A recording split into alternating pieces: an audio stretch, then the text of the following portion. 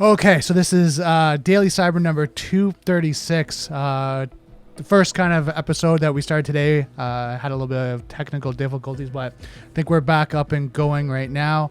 The microphone wasn't being recognized, but all of us in the IT and cybersecurity field, we all know this. We run into these issues, so a lot of great things that are going on right now in the cybersecurity field, as well as some changes are happening in the industry right now. So today's Daily Cyber, we're going to be talking about just everything that's going on right now when it comes to cybersecurity, what's happening with business, and just really kind of get connected with you guys to see how you guys are doing. So grab a coffee, grab a tea, and let's hack at it.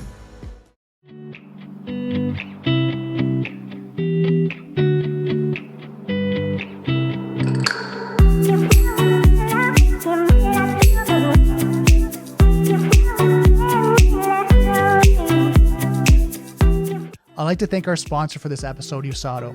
Usato is a Canadian-based cybersecurity company that provides 24/7 cybersecurity support and compliance service that align their customers' tolerance for risk, their clients, suppliers, and government contractual mandates. Usato's teams focus on using insights to drive business decisions. There's no need to leave strategies to chance, when insights can be used to show what changes need to be made and how to make them. Usato offers multiple services to help companies simplify IT, centralize cybersecurity management, and meet compliance standards. Usato can customize their service to work with your existing IT network and programs. For more information, contact Usato at info@uzado.com or visit their website at www.uzado.com. Hey guys, hope you guys are having a great Monday. I know there's a lot going on in the industry right now, especially when it comes to business continuity, and just a lot of changes that are happening right now. It's really kind of an interesting time that we have right now when it comes to cybersecurity and business, how businesses are kind of working right now with technology. I know in the first, I would say probably 3 months of the pandemic, I was hearing a lot of companies that were going through massive changes so quickly. Implementing remote users and making sure that they're up and going. They can have access to all the resources and data and applications they need access to, as well as business process. And then from there, maintaining the business, making sure everything's working, supply chain management, inventory, just trying to think of all the other things, clients, relationships, you name it. And then after that kind of window, now it's kind of looking at what to do. Like, what are we doing right now? Are we growing? Are we kind of maintaining? So a lot of companies that, and sad to see, some companies were really truly affected and, went under. And I found this was more of the small to mid-sized companies that, it just took a massive hit. I mean, hospitality industry took a massive hit to this, through this pandemic. You have restaurants, kind of those kind of types of companies, and it was just really sad to see. And then you have other companies that have been flourishing and then just been so busy through the pandemic. And it's good to see right now, especially Ontario, what I'm seeing right now is companies are starting to get back up and going. There's a lot of things that are happening right now. Companies are starting to see growth from all different areas. I know restaurants right now are starting to have more people showing up. I know they have to go through the different protocols of, social distancing, making reservations, kind of doing that. But at least now things are getting back to some sort of normalcy. And then hopefully, over the next, 60 days, 90 days, even 6 months, we get back into the flow of things. Now, I know in Ontario right now, they are talking about there's been an increase in numbers from the pandemic, from COVID-19. And I think the last numbers I saw were in the 400s. And some things are starting to kind of be shut down in the sense of more of the community of gathering, no massive groups right now, try to, cut that down and be able to go, like, I think it's 10 people are supposed to be being commuted in any sort of area. If it's a party, event, whatever that may be, if there's more than 10, there's potentially fines. So something to be kind of mindful. And I think the government's doing their best to try to control the spread and the outbreach or the outbreak of the pandemic, especially when we get the cold and flu seasons that's coming. So really trying to take care of ourselves. Now, I'd love to hear now, depending on where you are, if you're on LinkedIn, if you're on Twitter, go over to YouTube. The link is youtube.com/KNSS Consulting. We got a chat that's there's live right now. I'd love to hear any comments, anything that you're dealing with right now when it comes to the pandemic. Like I said, I'm just kind of sharing right now what I'm seeing through the pandemic and what's going on. A lot of changes are going on, a lot of innovation too when it comes to cloud security. I've heard a lot of companies that have migrated or were in maybe a hybrid situation and have gone completely cloud solution. There was companies that I've talked to that, thankfully they were already in the process of looking at remote users, looking at remote solutions, kind of looking at all that different areas. And then what happened is as the pandemic hit, they were really already set up, and it was just kind of making sure that they tested it and, had their support systems in place to be able to maintain it as they go. Now, some people had to scale and expand, but that was good. Now, there's other companies that I've talked to that literally had to make changes overnight. It was kind of this instant, like, oh my God, like, what do we do? Like, we need to implement a cloud solution, VPN. We need to have cybersecurity awareness training. We need to make sure that everyone is up and going, make sure that our systems and our processes are all up to date now, because now everything has changed. So a lot of changes right now. I'm starting to see more companies right now doing cybersecurity assessments, gap assessments right now, trying to figure out what exactly is the gap from where they started from the pandemic until where they are right now. So kind of really evaluating, and then having an internal team do it and then having an external team doing it. There's pros and cons for both. I think, having an external team, especially if you have compliance or you have any kind of mandate or you have influence from outside vendors that want to see validation, sometimes it's better to get from a third party to validate you're secure. Other ones that, you just want to do an internal test just to make sure nothing was missed. It's great to have your internal team do it. And the one challenge, I'm just kind of talking out loud here, that if you have your internal team doing it and they're the ones that set it up, sometimes there could be things that have been missed. And it's not because they're negligent and they're making mistakes. It could be they're just so busy, right? And they're trying to get everything done. They're 20, 30 projects deep right now. So they're just trying to rush through it. Having an external team that's their focus, and only focus is to check and validate everything's secure. They'll take more time. They'll do their due diligence and maybe catch something that might have been missed. So just different areas, to think about when it comes to cybersecurity awareness, assessments, and maybe be able to get that done. Compliance. Seeing a lot of conversations around compliance right now, especially we're coming up, it's September right now, end of year. Some companies are getting ready or preparing for an audit, right? And especially through the pandemic, a lot of things have changed. So they want to make sure that they're meeting all their compliance, if it's their policies, their procedures, their documentation, any of their technologies that need to be checked for updating, patching, logs, event logs, anything along that line. Other thing that's coming out right now, I'm hearing more conversations around is having managed SIM solutions. More companies are now saying, like, yeah, we need help, to manage kind of our events and what's going on internally with the company. Our team was able to manage at a certain point, but as we've grown and expanded to cloud solutions, now we need to have, an outside company to be able to help us, because the scaling right now and having that team, having that 24/7 team to monitor everything is too much for certain companies to be able to manage and do that, especially from what I'm hearing, companies that are not cybersecurity focused, in the sense of they don't have a security team internally, right? And trying to build that out and scale that out is a lot of work, right? And I'm sure you guys know or have heard someone that's built out a SOC.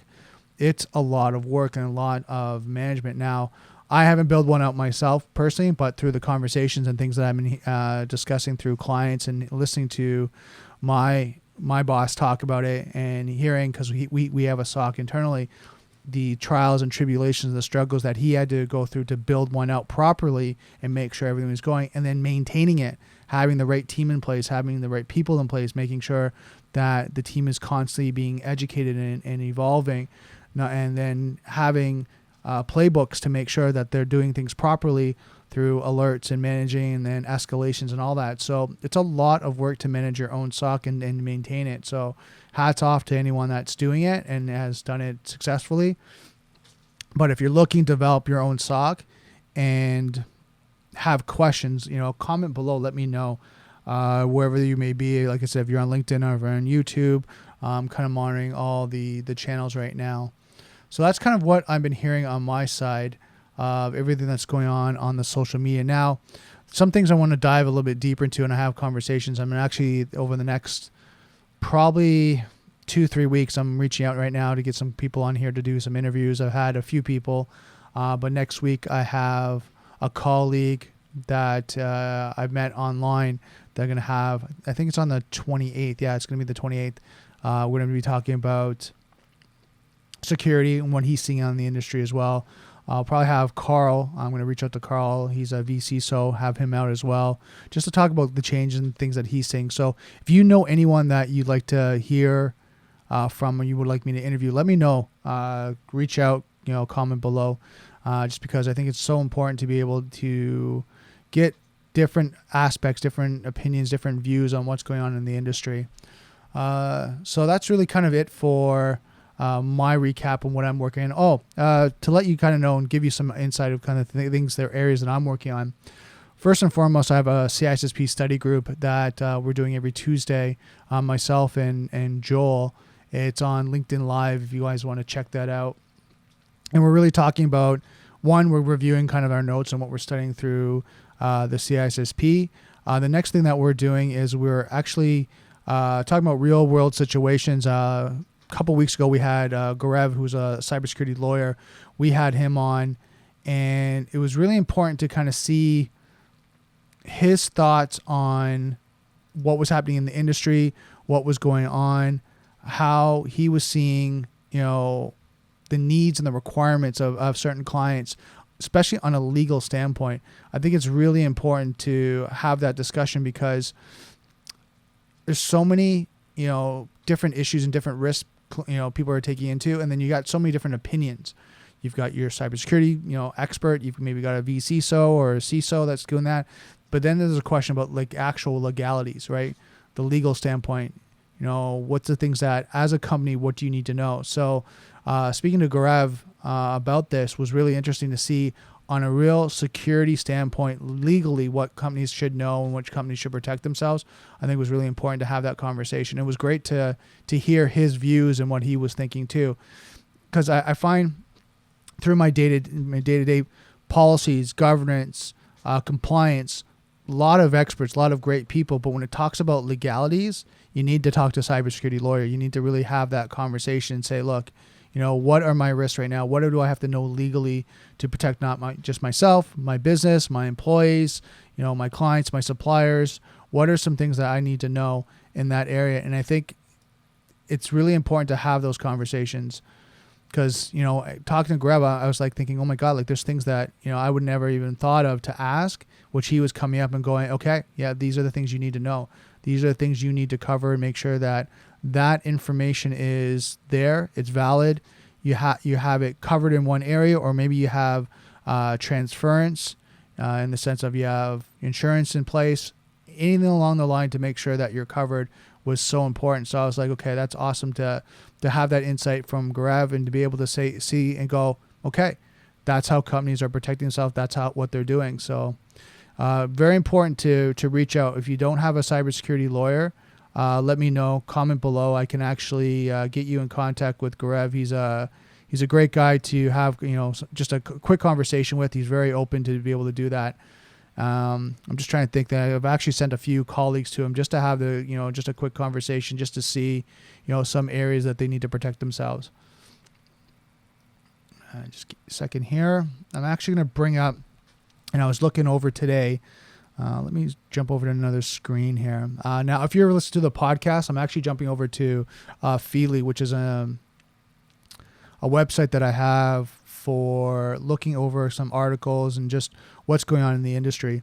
And this is where I kind of get my news of things cybersecurity related. So I was looking at today and just looking at, under attack. I'm just going to bring this up here so you guys can see. Under attack 2000 Magneto store hacked in Mage Cart campaign. Now, something I was seeing like before when I was working with another company was websites that got compromised. I think one of the things that we have to look at is third-party developers, third-party applications. And when you get any type of website developed, you got to have it reviewed. You got to have it, assessed. I think it's so important. I'm looking at even over the last 2-3 years as I've been, in the cybersecurity field and talking about, different, compromises and attacks. One of the mage cart attack was something that kept coming up in conversation about, protecting, their assets, protecting the e-commerce, their website, their applications online. And I was finding more and more companies had a base knowledge when it came to cybersecurity with their application. But then what happened was they didn't have a way to assess it, right, and to go over it. And then you can look at the definition in mage cart attacks, also called web skimming or e-skimming attacks. Attacks inject malicious JavaScript code on e-commerce websites after exploiting the CMS vulnerability. So, I was saying that third-party companies were doing some coding on website, and I can't remember. I think it was Source Defense was the company that I was using to evaluate certain websites, and you would see layers deep. It'd be this company coded this, and then another company, and then another company. And when I gave that report to some of the clients, they were like, "I actually never knew these two companies were under the main company that we hired." And it's yeah, these are the ones that, helped and assisted with the code. And it could be a plugin, could be a widget, could be a customized application, whatever that may be. And when they went through it, they were like, you know what? I never knew that. Now I have to go back and evaluate. So even do a code review or have someone do a pen test on it just to make sure that the application can't be compromised. So I think it's really important that, we all look at how to evaluate and assess, our assets, be it our technical assets, be it, our websites, our servers, our firewalls, our endpoint, whatever that may be.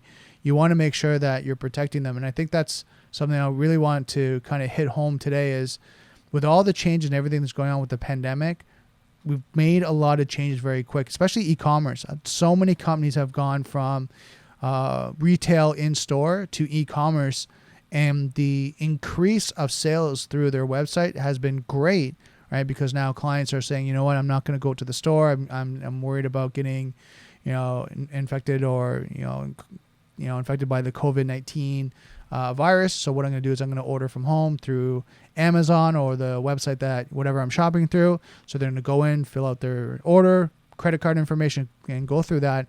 But again, those forms need to be tested. They need to be checked to make sure that someone can't compromise them. So something to think about. Again, if you guys are watching this live, comment through the chat. I'm watching both chats right now. Love to hear kind of what your thoughts are, what's going on in the industry for yourself, if you're seeing anything different. Also, just to share kind of what your experience is through COVID-19 and cybersecurity. So let's see what else is going on. Seeing that, there was another article that I thought I saw. Data security. It was something. Give me a second here. Yeah, there's Mage Current. So that's one of the big ones, and the other one, printers. So one of the conversations I went through, and it was at HP. I was invited down to HP to be kind of one of the private, cybersecurity. I'm not gonna, professionals, I'll call it, in an event, and they were going to talk about their security on the printers and what they were doing, right? And more printers, and kind of these type of devices, printers, copiers, were having problems with security, right? And I know the printers for HP, they're having these golden images now that, if malware, anything that was installed in them, that they could reset. But these were access points that, people were using to get into the network. So they're going through IoT devices, printers, copiers, scanners, anything along that line. And they were easy access points because there's not much security and they weren't being monitored. I know Vectra and Darktrace were talking about how they were monitoring these assets. But again, when you're looking at these assets, you got to look at, different levels of security and making sure they're monitored. So I know this article, more printers could mean security problems for homebound workers. Now, as we know, and this is why this article is kind of really prevalent in this day and age, is that most people now are using, their home devices to print out any type of company corporate document. That could be a contract. It could be IP information, could be some legal information, HR, whatever, personal identifiable information. And so what you're seeing right now is they're using their home printers that might not have the security as the corporate one. And even the corporate one might be limited, but even now when you get home use, it's even, it's less security. So the challenge now comes down to how can they lock that down? How can they secure that? And this article is talking about some of the challenges that are going through with home networks. And I'd love to hear your comment. And what do you guys think about the home security right now? What's going on with, people being employees from companies are now working from home. What are some of the security threats that you're seeing? I know for myself, you're looking at their Wi-Fi, looking at different access points. So you're looking at their Wi-Fi, looking at, their devices, Internet of Things devices. So if that's lights, heating, air conditioning, I'm trying to think, garage door, webcam, all these different devices, potentially, if they're not secured properly, they could be compromised. I know I've talked to certain people about, setting up different VLANs. But some of the ISPs, and to be honest with you, their modems are like Swiss cheese. I remember talking to a pen tester, and he was saying that certain ISP modems, you can reset remotely, and it would go back to the factory defaults, which one of them he was talking about was the factory default. They knew the generic password was like admin, right? Username admin, password admin, and they'd be able to get into that network by just, forcing that modem to reset. So there's a lot of things that we have to look at to make secure. So some of the recommendations I have is that one, make sure that your data on your local devices are encrypted at rest and in motion. So you have a VPN that's in motion and that the data is being encrypted, but also locally on your device. Have antivirus, anti-malware, endpoint, protection on all your devices. Make sure that, any guest devices are on a separate VLAN, right, on a separate network. So you can kind of separate them. I know some of them have like your main network and then a guest network. I would separate that, especially when it comes down to, the people that are working from home. If you have one or two people or more working from home, have that network separated. There's even more things you can do. If you speak to your IT team, there's probably more extensive security measures you can take. But those are some just kind of recommendations. And then being like cybersecurity aware, making sure you're not clicking on any links, any URLs, any applications that you shouldn't be. I know having some sort of secure password manager as well that you're using. I know there's LastPass. There's if you're on a Mac, there's Keychain. There's a whole bunch of ones that you can use to secure your passwords on your device and make sure that you have two-factor authentication and all the security measures. And that's to mention that two-factor authentication. Make sure you have that set up on a lot of your applications too, and authentication, especially on the company side, and then any application that you're logging into, because if someone breaches your system, hopefully, knock on wood, the two-factor authentication will limit them. It's not going to, 100% stop them, but it'll limit them and be a deterrent for them to get in, because now they need your device to be able to authenticate. Right now, there's different types of authenticate. I mean, there's the ones where you have your it texts you a code. You have the authenticators from Google. I'm just kind of pull this up right now. You have Google, Microsoft authenticators that generate codes ongoing. So those make it a little bit more difficult. Right now, I know there's SIM swapping and things like that where people have compromised that way, but that's a lot more work for them to try to get in. So these levels of security that you put in place, hopefully, knock on wood, will help you to stay secure and limit or reduce the potential for you being compromised. Just trying to think if there's anything else on the home side. Second or last I'd add into is home education, not just for the employees, but expand that education across all different people in the home. If it's grandma, grandfather, sister, brother, if you have young kids, limit their exposure and access to certain, devices. And the only reason why that is because if they click on something they shouldn't, and it might not be intentional, then if they do and the malware gets into the network and goes through your work computer and then starts to get access, you're right now that point of entry. So you don't want to go through that of going, oh, well, little Jimmy, little Jane clicked on something and I didn't really know. It's now time to be a little bit more proactive and look at security. And I know it's hard. People are talking about working from home, kids are at home, homeschooling. I know there's talks here about kids are going on like a rotational schedule when it comes to school. So they're in class, 1 or 2 days of the week, and then they're home, 1 or 2 days, and it's rotational. So trying to control that access is challenging. It's not going to be easy. But again, you have to do your best to be secure and try to do that, just because I think right now it's doing our due diligence and being proactive is going to help, when it comes to security. So that's really it for today's podcast. I know I'm covering a lot of information pretty quickly, a lot going on when it comes to the cybersecurity industry.